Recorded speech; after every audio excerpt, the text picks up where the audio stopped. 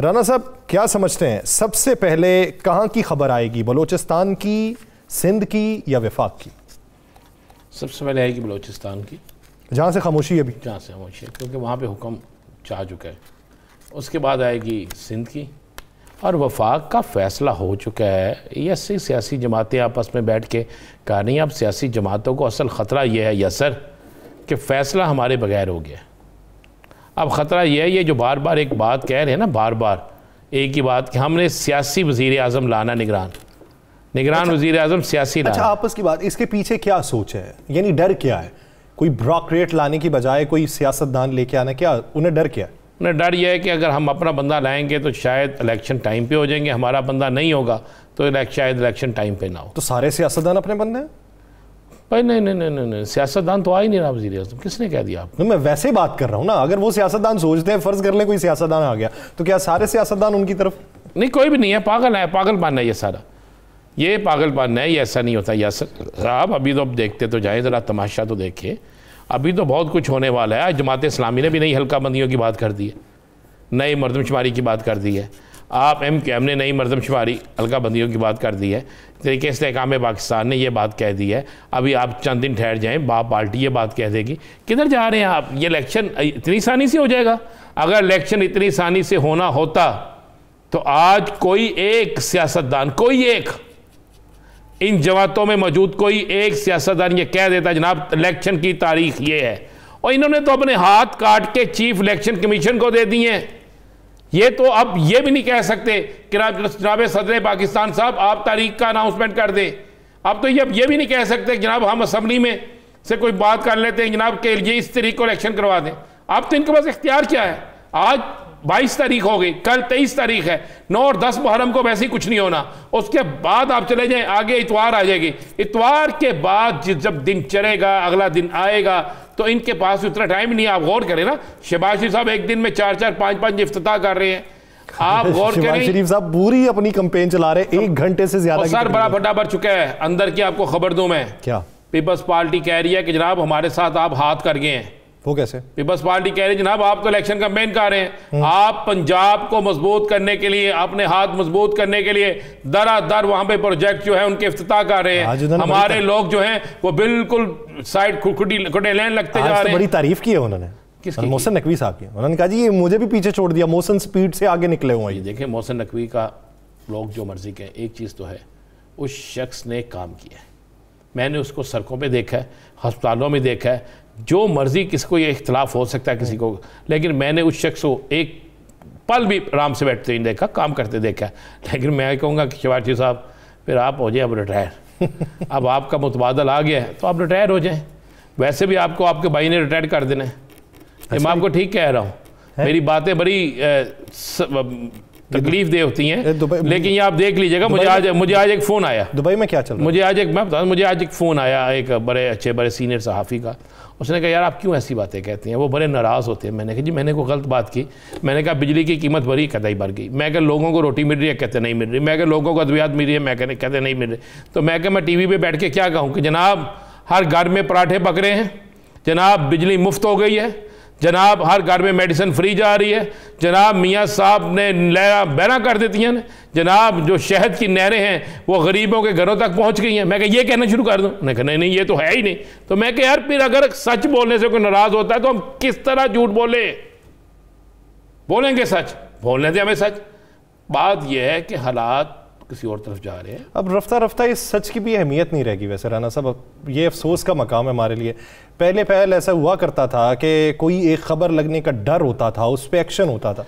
अब खबरें धड़ाधड़ भी चल रही हैं। कहाँ चल रही हैं? चले मुझे दिखाएं। मैं एक मिसाल देता हूँ। नहीं यासर साहब ऐसे ना करें आप, फिर आपने अंदर का मुस्लिम लीगी निकाल रहे हैं। आप एक एंकर हैं, आप यहीं पे मार दें। आप एंकर बने, मुझे चले बता दें खबर की तो इजाजत नहीं है आपको। किस खबर की इजाजत है? ये जो कल बिल दूसरी तीसरी चीजें किसकी इजाजत? उस पे वो मामला ही अलग है ना, वो तो मामला ही एक अलग है। मैं इस नॉर्मल मामले के ऊपर भी बात कर रहा हूं कि महंगाई को लेके अगर कोई भी एक जुमला कह देता था तो बड़ा उसका असर होता था, और अब की बार तो असर ही नहीं होता। असर इसलिए नहीं होता कि मैं फिर लफ्ज़ कहूँगा तो बड़ा सख्त हो जाएगा। महसूस करने वाला बंदा हो तो महसूस करता है। बस मैं इशारतन इतना कहता हूँ, महसूस करने वाला हो तो महसूस करता है।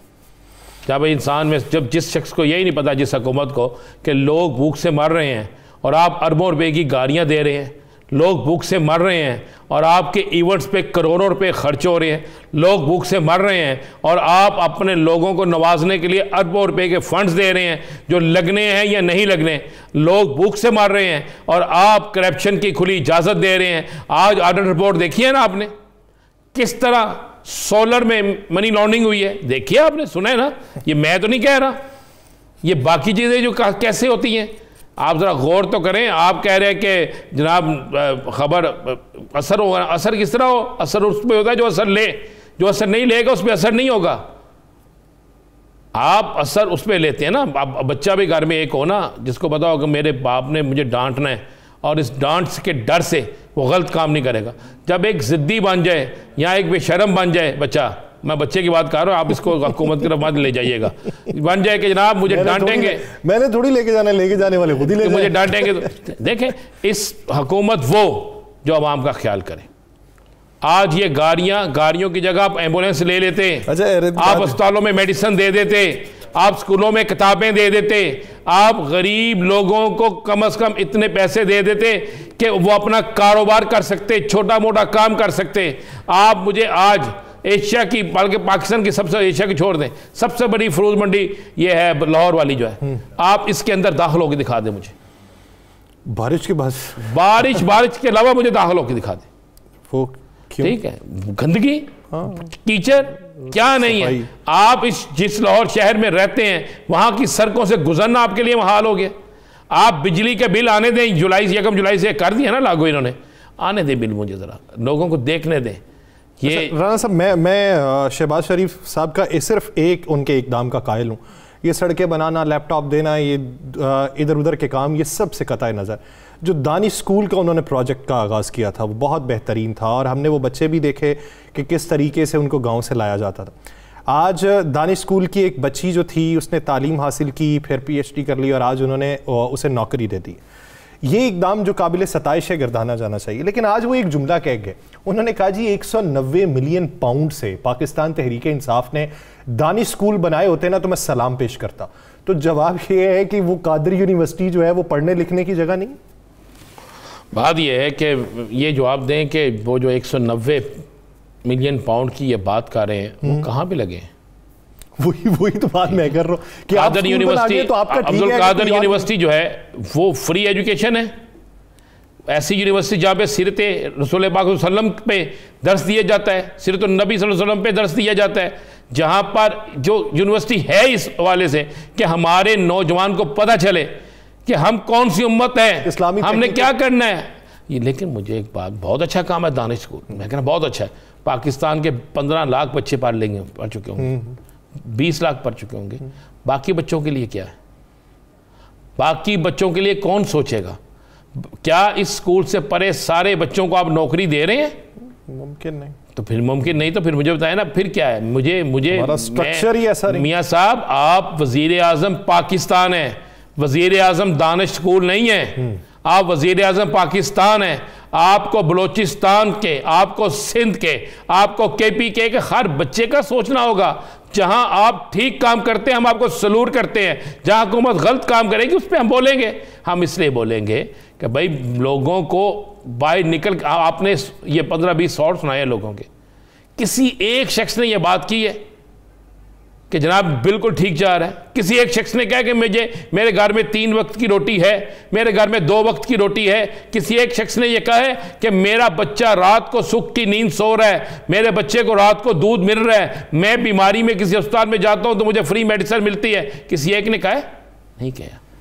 आप 100 मीटिंगें कर लें, आप 100 जलसे कर लें, बहुत अच्छा है दानिश। मैं दानिश स्कूल के वाले से तो मैं आपसे ज़्यादा इस बात का मुतबर हूँ, लेकिन मेरा हर स्कूल दानिश स्कूल होना चाहिए। ये बात, हमारा हर स्कूल दानिश स्कूल होना चाहिए। हमारा हर बच्चा जो है उसे पता हो कि मुझे एजुकेशन के बाद नौकरी मिलेगी। मुझे उस बच्चे को पता हो कि मेरे बाप ने, मेरी माँ ने जो अपना जेवर बेच के मेरी माँ ने मुझे पढ़ाया है, मेरे बाप ने अपना सब कुछ कुर्बान करके मुझे पढ़ाया है, तो मुझे नौकरी मिलेगी। मुझे नौकरी के लिए लिए दोबारा 20-25 लाख रुपए की रिश्वत नहीं देने पड़ेगी।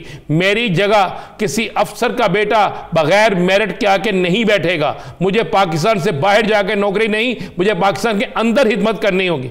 ये क्यों नहीं कहते यार? ये इनका एक ही काम है। मुझे इनके एक ही तकरीर में ना, सारी तकरीर में, हर तकरीर में एक ही लफ्ज़ आते हैं, चेयरमैन पीटीआई ने ये कर दिया। यार उनको छोड़ दें, आपने क्या किया? छोड़ दें उनको, आपने क्या किया? अब आपकी बारी है ना, बताएं आपने क्या किया? क्या आपने रोटी सस्ती की, बिजली सस्ती की, आटा सस्ता किया, तालीम सस्ती की, मेडिसिन सस्ती की? आपने तो कुछ भी सस्ता नहीं किया यासर साहब। अच्छा, तो एक चीज, प्रोग्राम का वक्त खत्म होने वाला है। सिर्फ एक आखिरी सवाल, हमारा भी पूरी इस मुल्क की, इस कौम का वक्त खत्म होने वाला है। मरने वाले हैं लोग, जो हालात पैदा हो चुके हैं। बेहतरी का सामान करे। दुबई के अंदर पहुंचने की इत्तलात हैं, वहां से फिर वापस लंदन जाने की। दुबई में क्या चल रहा है? मौसम अच्छा है जी वहाँ पे, दुबई में। हाँ, दुबई में सियासी मौसम अच्छा है। अच्छा, सियासी मौसम अच्छा, सियासी मौसम। मैं आपको बता दूं, रेत फूंकनी है जहाँ से परमिशन लेने गए थे, परमिशन नहीं मिली। अच्छा, अब आगे क्या है? लंदन से दुबई आए हैं, दुबई से फिर वापस लंदन जाना है, उधर से फिर वापस आने। प्रोग्राम में आपको बड़ी तफसील देंगे, इसमें बड़ी मज़ेदार तफसील देंगे। कुछ कल के लिए भी रहने थे, लेकिन वो आपको इतना बात बता दूं कि मुझे सिर्फ इतना जवाब चाहिए कि अब उम्रा भी हो गया, उम्र की अदायगी भी हो गई, दुबई भी आ गए, तो मियाँ साहब 2.25 घंटे की फ़्लाइट है, पाकिस्तान आ जाए। शायद आपके आने से पाकिस्तान के हालात तब्दील हो जाए। नहीं, 2.25 घंटे से पहले भी आ जाती है। कोई चार्टर्ड फ्लाइट भी आनी हो तो उससे पहले भी आ जाती है। हम गरीब मुल्क हैं, चार्टर फ्लाइट कहाँ से लें यार? क्या मियाँ साहब के लिए तो हो सकता है। नहीं, मियाँ साहब आम लोगों के साथ सफ़र करते हैं, उन्हें, ताकि मैं चाहता हूँ कि वो PIA में सफ़र करें, ताकि उन्हें PIA में पता चले कि क्या सूरत हाल है। वो आए वहाँ पर, आके आम लोगों में घुल मिल जाएँ, लोगों की मसाइल देखें। अल्लाह करे उनके आने से पाकिस्तान के हालात बेहतर हो जाएं, लेकिन उनके आने से बेहतर हो जाएं तो आ जाएं। अगर उनके आने से बदतर हो जाए फिर भी आ जाएं, ताकि एक जो लोगों को आस उम्मीद लगा रखी है इन्होंने, उसका भी तो पता चल जाए ना। और अगर सबके बाहर जाने से हालात बेहतर हो जाए तो फिर क्या दुआ करें? अल्लाह आपके मुंह में घी शक्कर जी, इस मुल्क में ऐसी हुकूमत आ जाए जिसकी मर्जी आ जाए। हम किसी सियासी जमात के साथ नहीं है, जो इस मुल्क के लिए बेहतर हो, जो इस मुल्क का सोचे, इस मुल्क की आवाम का सोचे, जिसको पता हो कि आज कोई शख्स भूखा सोएगा तो अल्लाह की बारगाह में, खुदा की बारगाह में मैं जवाबदेह होऊंगा, जिससे ये पता हो कि गरीब का गुजारा किस तरह होता है। अभी आपने बात की ना तहरीक इस्तेहकाम पाकिस्तान की, कि 300 यूनिट फ्री और 50,000 सैलरी। उन्हें कहें ज़रा पहले अपनी फैक्ट्रियों में भी ये लागू करें। उन्हें कहें जो आपके साथ दो आपकी जमात में बैठे हुए 2 बंदे हैं, वह हुकूमत का हिस्सा है, औन चौधरी और जहांगीर तरीन साहब कह चुके हैं हम तो जमहूरियत के ऊपर यकीन रखते हैं, जब तक हुकूमत चल रही है उन्हीं के साथ रहेंगे। तो बस ठीक है ना, जमहूरियत तो इनकी दफ़ा जमहूरियत आ गई, तो फिर ये भी कहें ना कि हमारा इंतखाबी निशान शेर है, क्यों अकाब का निशान ले रहे हैं?